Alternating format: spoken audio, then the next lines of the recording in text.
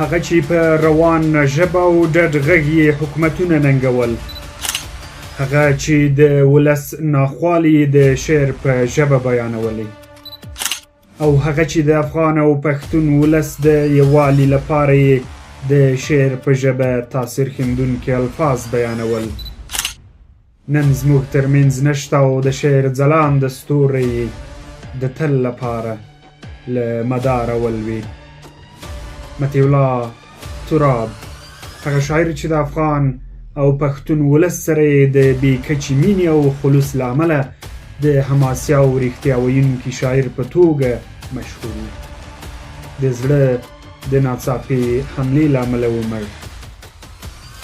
راځو د شاعر مطیع الله تراب د ژوند په اړه معلومات درکوو او هم به یې د شعرونو ځینې بیلګې د نوموړي په ډډ پښتني غږ تر تاسو در ورسوو.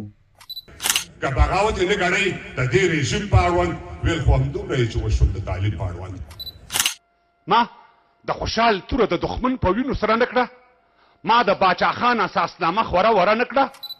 په کور بېدیا سرونه خرڅ شول، ته خبر یې که نه 100 سرونه خرڅ شول، ته خبر یې که نه خوب دې لیده چې د چا لاس کې مې ګریوان پاتې شو، پوره مې نه کړلو ارمان مې په ارمان پاتې شو.